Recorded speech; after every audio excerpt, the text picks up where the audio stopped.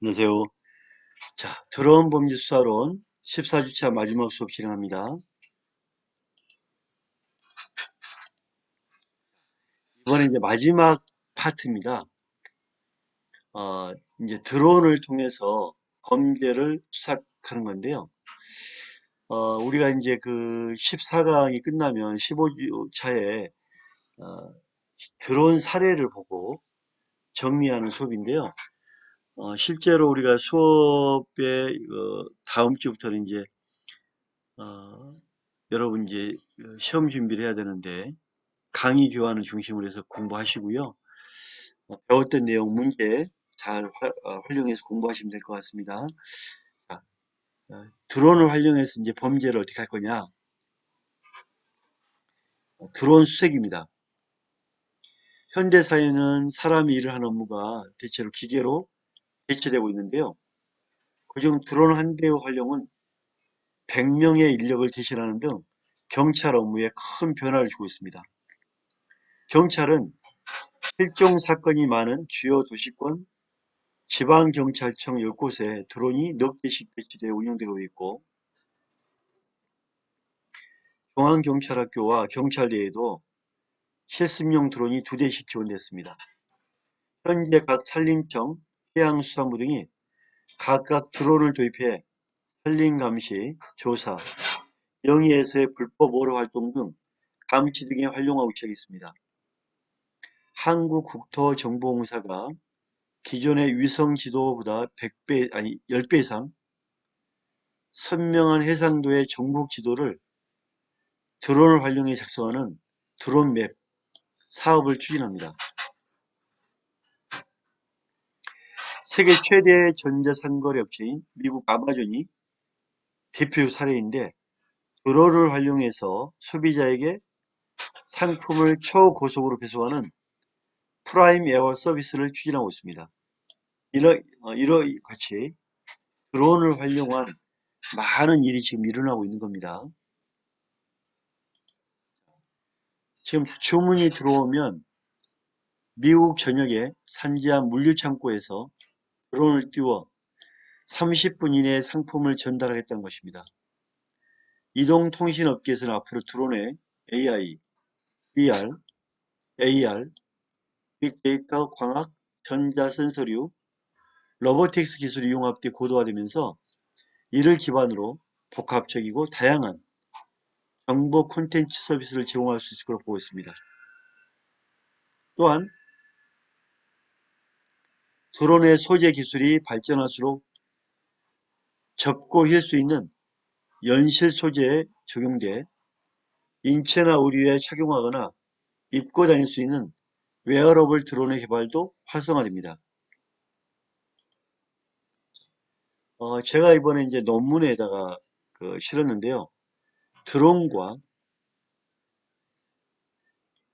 로봇, AR을 활용한 실종자 안전 시스템입니다.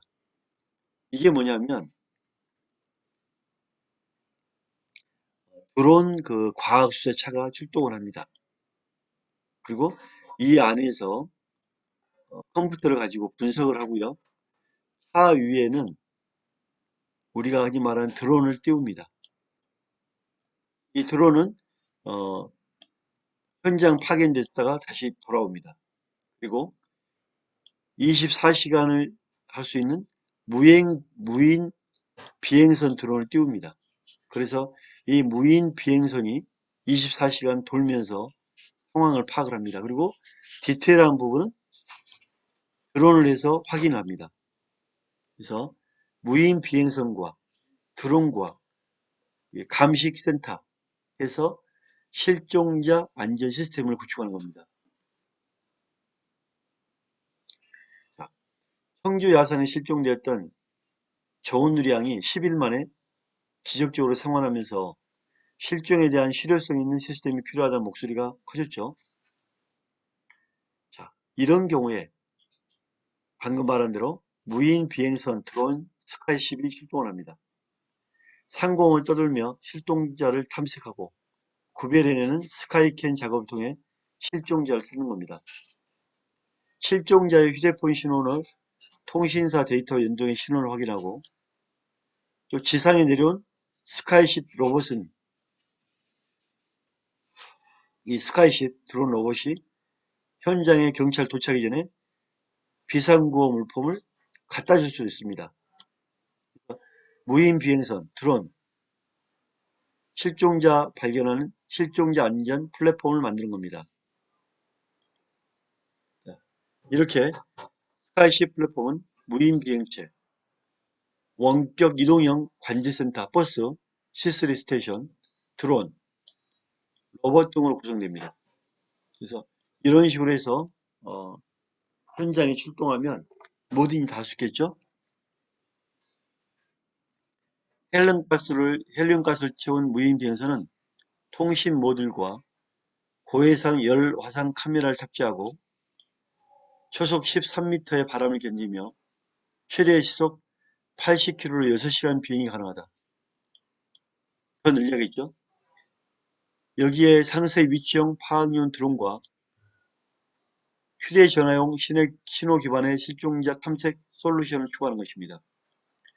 실종자를 발견하는 스카이십 조종은 이동형 관제센터인 C스테이션에 이루어지고, 버스 C스테이션, 이 C스테이션은 경찰청 CS 버스처럼 5톤 트럭을 기조한 스테이션 내부에 9개의 모니터가 설치돼 현장을 관할하고 무인 비행선, 드론 탑재, 현장에서 감식 역할을 한 겁니다. 그리고 필요할 때 드론을 출동시키고 또 로봇을 출동시키게 되겠죠. 이런 식으로 해서 스카이십 플랫폼을 만드는 겁니다. 자, 이렇게 해서 우리가 한다면 이런 실종자 발견, 이러한 그 시스템은 눈에 보이지 않는 산악, 하천, 강, 바다, 실종자 관련 자료를 실시간 수집하고 조치할 수 있는 겁니다.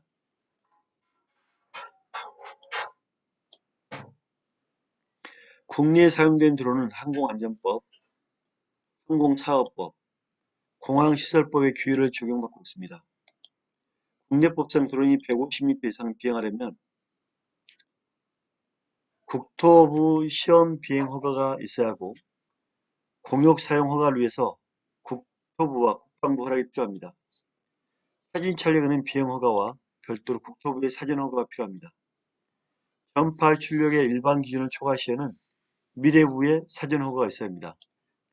국토교통부는 지난 2017년 11월에 드론 규제 개선과 드론 산업 육성을 위한 드론 특별 승인제를 시행했습니다.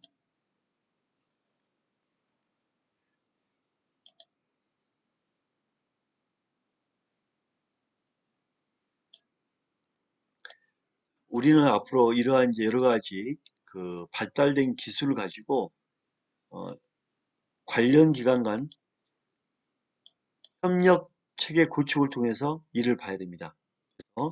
실종자 프로파일링 시스템, 이 실종자 프로파일링 시스템이라는 것은 경찰이 실종 신고를 할 때 모든 자료를 입력해 놓은 겁니다. 외부망과 SKT, KT, LGT 전산망을 실시간 이용해서 위치 정보를 서로 오가고 이 기능을 보내주는 거죠. 보내주면 이 자료를 가지고 우리는 실종자를 찾는 겁니다. 플랫폼을 가지고 실종자를 찾는 겁니다.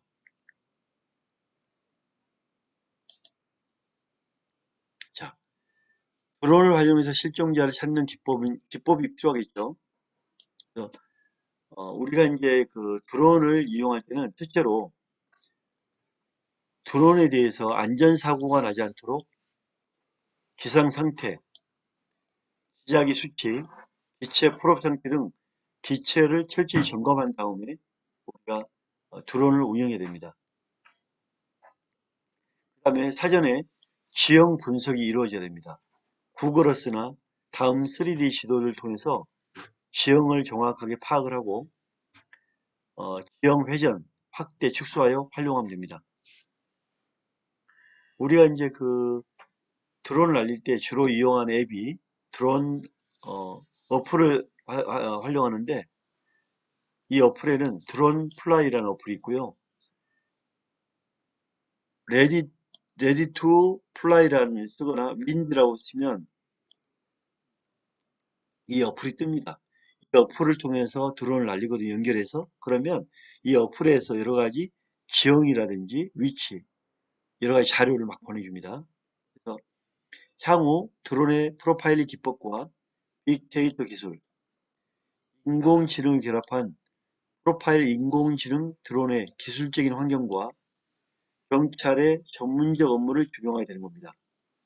이러한 인공지능 드론은 실종자 찾기 인공지능과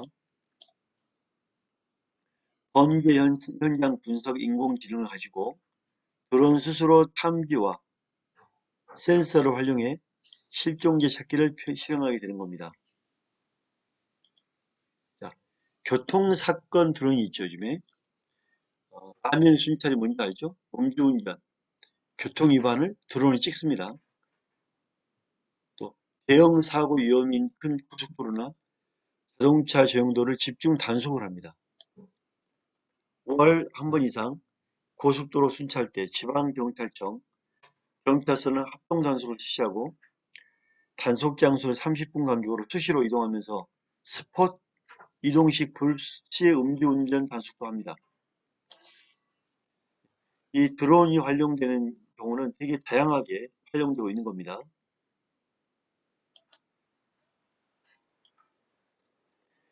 긴급한 사건, 사고에 출동하거나 고속도로에 교통사고가 발생한 경우에 사건, 사고 대응은 물론 2차 사고 방지를 위해 현장 통제까지 수행하여 일선 경찰들이 어려움을 많이 겪고 있는데, 이런 어려운 문제점을 해결하기 위해 소형 드론은 순찰차에 탑재하여 자동 이착륙, 현장 통제 임무 수행, 또 드론으로 현장 마이크 음성 막 하거든요. 음성도 막 보냅니다. 안내도 하고. 소형 드론 시스템 개발, 고속도로 2차 교통사고를 미연에 방지하는 등 국민 안전에 기여할 수 있을 거로 기대가 됩니다. 또한 드론을 통해서 시간대별 위치 정보와 고도 정보를 이용해 출발지, 도착지, 사고 지점까지 유추할 수 있는 겁니다. 위치 정보를 기반으로 경로를 분석하고 촬영된 사진, 동영상을 확보하는 방식입니다. 디지털 포렌식 기술 대상인 사물 인터넷 AI 스피커, 자율주행 차량으로 확대됩니다. 이러한 많은 자료를 클라우드에 더 많은 데이터를 저장하게 되어 있죠.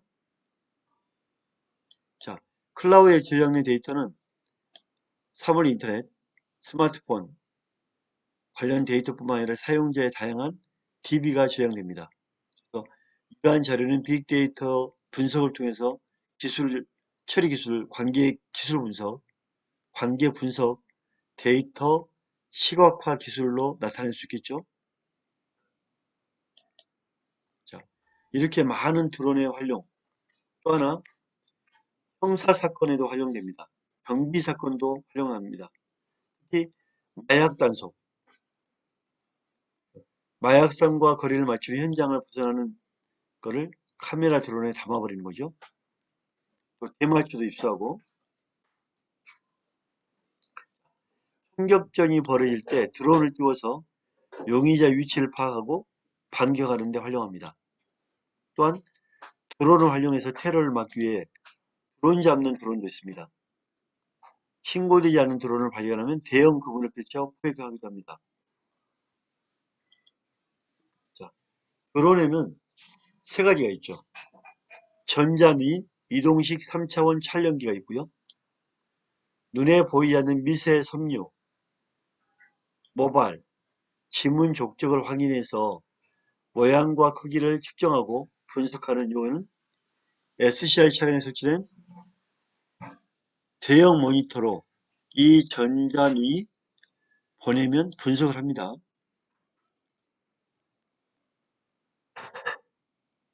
또 하나, 이렇게 증거수사 영역은 우리가 상상을 초월해 확대되고 있습니다. 발자국에서 키와 몸무게를 유추하고 현장에 나온 DNA도 얼굴형과 피부색을 확인해 몽타주를 그립니다. 그 다음에 드론에 전자코를 설치합니다. 전자코. 증거 분석용 전자코는 현장에 수집한 냄새 중에서 용의자의 채취와 일치하는 냄새, 화학 성분을 찾아냅니다. 화장품, 향수를 써도 유전적 특징에 따라 채취하는 지문처럼 모두 다르고 세제 냄새로 덮을 수도 없습니다. 전자는 전자코를 활용할 수 있는 겁니다. 드론의 활용에 대해서 이번에 배웠습니다. 수업 여기서 마치겠습니다. 감사합니다.